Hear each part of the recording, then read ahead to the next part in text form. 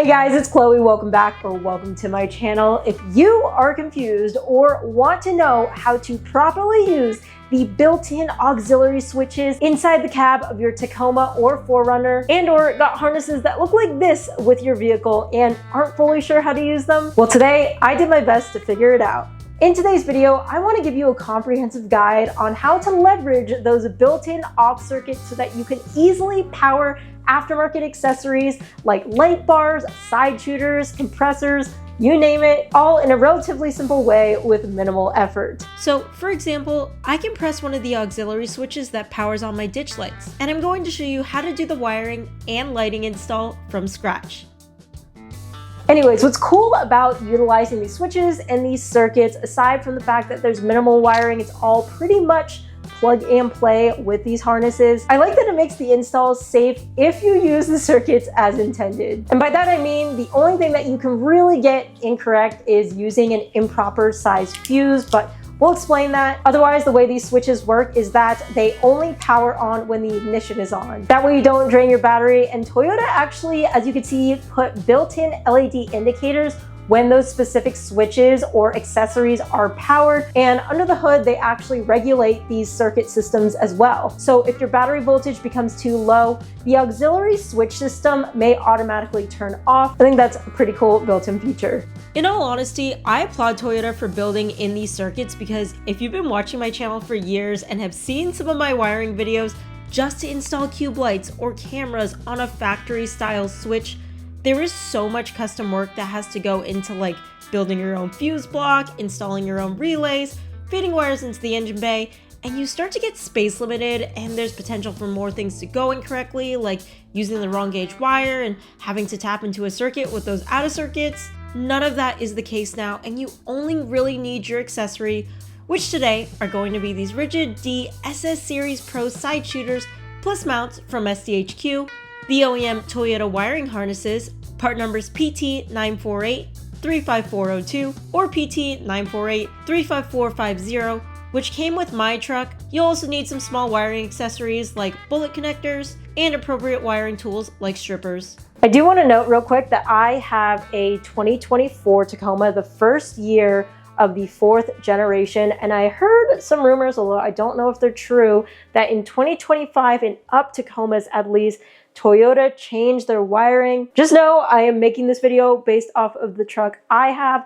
but if they did change anything, I can't imagine it would be too big. You guys with newer trucks, let me know in the comment section down below. Hopefully this information is still useful, but I just wanted to put that little caveat in. And very last thing, thank you to the sponsor of this video, Onyx Off-Road. One of the reasons I'm installing these rigid ditch lights today is because my world of off-roading was completely changed in the best way once I realized that all I was really missing from being able to see at night was some good lighting. It's getting really hot in the desert, so instead of just sim racing all season, I'm planning on doing a lot more night wheeling. And with that, safety becomes even more important, which is one of the many reasons I love Onyx Off-Road.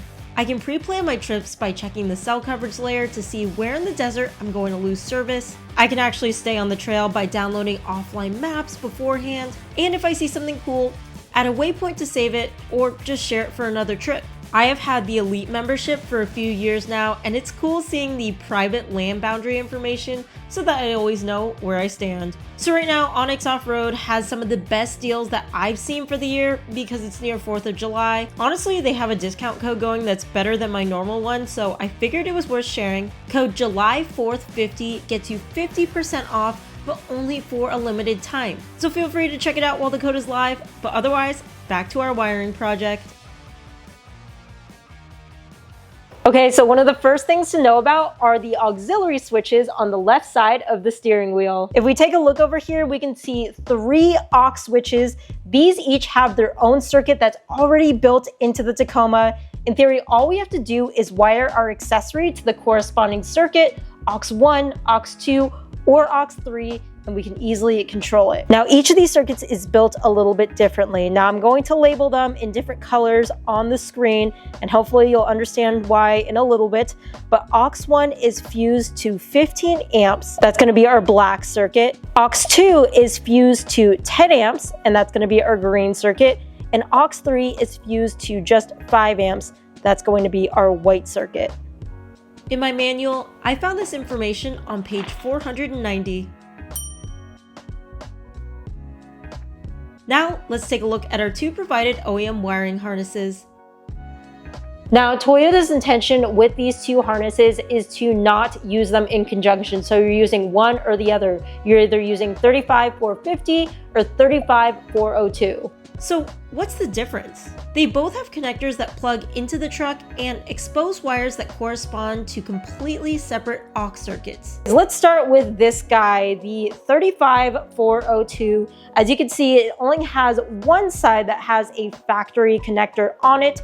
The rest are 4 open leads. We've got a black that when plugged in is fused to 15 amps, a green that when plugged in is fused to 10 amps, and a white that when plugged in is fused to 5 amps. And yes, these are the same circuits as aux 1, 2, and 3 that correspond with the switches in the cab. This last open lead over here, this smaller gauge wire that is white with a black stripe over here, this is just our ground.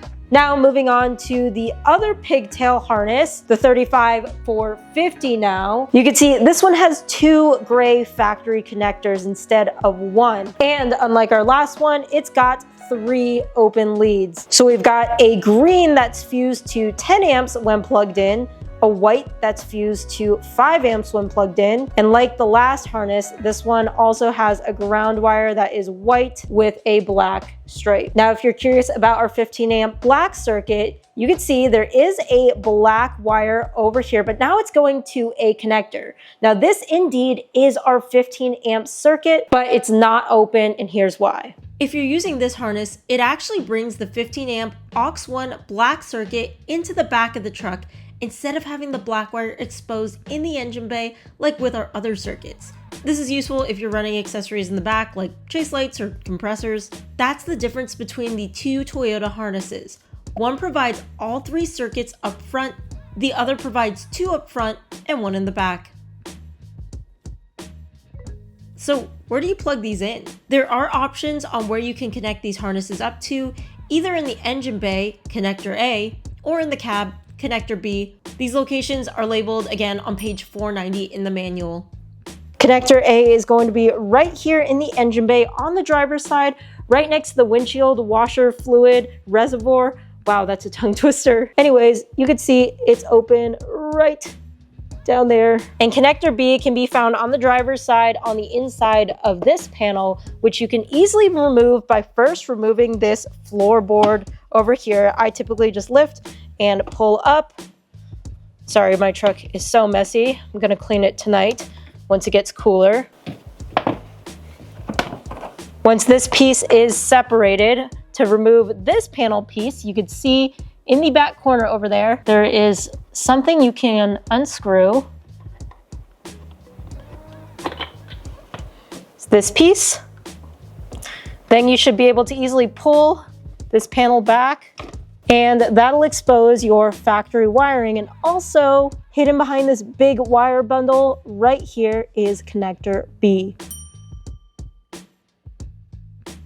So now that we have our circuits, and the leads coming out of the harnesses are 15 amp or 10 amp and 5 amp circuits. Understood. Let me explain the use case between one harness versus the other. So 35402, the one with only one factory connector on it. The use case here is pretty straightforward. Whether I plug it into A in the engine bay right near me or B inside the cab, I have open wires for 3 different accessories at my disposal. So let's say I have ditch lights, a light bar, and then something small like maybe engine bay lights. Assuming I'm installing all those up front, this is a great harness to use because I have power nearby. The aux 1, 2, and 3 switches will be functional and turn on all of those accessories. But okay, what is the use case for this other harness, the 35450 then? Again, this is the only spot you can plug in this connector. You've got to plug this side into A, and in doing so, you'll kind of get the same behavior, at least with the green and white open lead wires. You can can plug in your ditch lights or 10 amp rated accessories onto this green wire,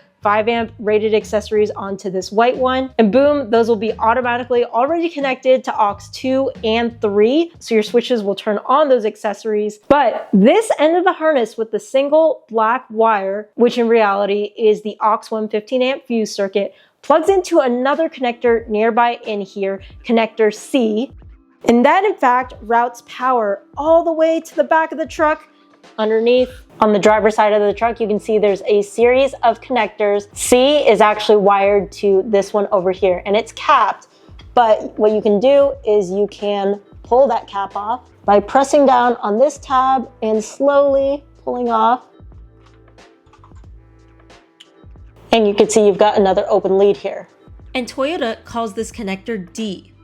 Now, I don't know if you remember, but there was another wiring harness that came with that pigtail connector. This one, this is what can plug into D, and then you can see you have open leads over here. The white with the black stripe is your ground, and the black is your power. And again, this is ultimately your AUX 1 black circuit from up front. So the advantage there is you can get 2 accessories on AUX 2 and 3, have power in the front of the cab, and then another third accessory, you'll have power close to the rear of the cab. Again, useful for things like rear mounted compressors, bed accessories, and chase lights. Now, I realize this was quite the information dump, and sometimes for me, it's easier to see it done, so I'm going to actually install my ditch lights so that you can see how this fits together in practice and in reality. The first step though for an accessory that I would recommend is all non-wiring. It's just getting it mounted. In the case of these DSS Series Pros from Rigid, I'm using an SDHQ mount that reutilizes factory bolts holding the hood in place. On each end of the hood, I'm removing the bolts, which also happen to be holding in my aftermarket hood strut brackets, and simply sliding the mounts in place. Because I removed the hood struts to get access to the bolts, just remember to ideally use the prop rod to hold the hood up while you work.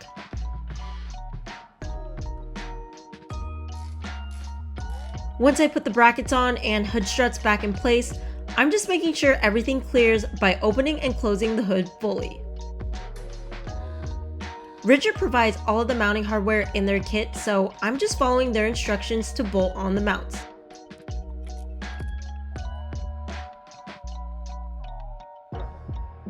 Now, use a single bolt to install the ditch lights onto the truck using the SDHQ mounts.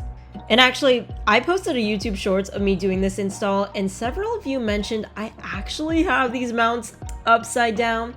It turns out the bracket can still clear by sitting much lower, which would be nice to bring the lights down a bit more for a cleaner look.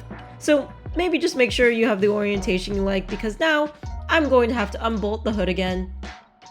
Okay, so now it's on to our actual wiring. Your lighting accessory probably has 2 wires hanging out of it, ground and power, or in the case of these ditch lights, Rigid provides you a long harness you plug the lights into, and the other end are your ground and power wires. Before we figure out how to tap into one of the AUX circuits on the OEM harness, the first step is to figure out how much current your accessory draws to know which circuit is safe for you to use. So what I want to be cognizant about when I'm installing these is typically on the box or somewhere on the manual, you can find the amp draw. You can see in this case, Rigid puts it right on the box itself. So it looks like there are 3 different options I can have. I can have the driving, the flood, or the spot. The driving is going to draw at 14 volts. The driving setup is going to draw 5.14 amps, and then flood and spot are going to draw 3.36. I'm assuming that's because of the number of LEDs, and what I found is I got the flood. So technically I could use AUX 3 because I'm only drawing 3.36 amps, wouldn't be blowing that 5 amp fuse. But if I had the driving, I definitely would want to use AUX 1 or AUX 2. I'm selecting the 35402 OEM harness and stripping the ground wire, but also the black AUX 1 and green AUX 2 circuits. Even though I'm only using the green AUX 2 circuit for these new ditch lights, the black AUX 1 will be used for my existing light bar. I like to use these bullet wire connectors to make sure everything is easy to plug in and plug out if I ever want to switch things up. The The blue ones are for 14 to 16 gauge wire, which is what the AUX ones are, and the yellow is for the 10 to 12 gauge ground wire. After crimping, the cool thing is that these are heat shrink ones, so you can use a heat gun to secure them onto your wire. Back on the truck, it's time to plug in my ditch light wiring harness into the ditch lights themselves, then route the power and ground wires towards connector A, since that's where the green AUX 2 is located that I'm going to connect into. With all of my harnesses in place, it's time to make those connections. I'm also redoing my light bar wiring to AUX 1, so I'm plugging that in first. Then the ditch lights we just mounted, they're going to be plugged into AUX 2. I also used electrical tape to seal up all my connections and keep everything clean.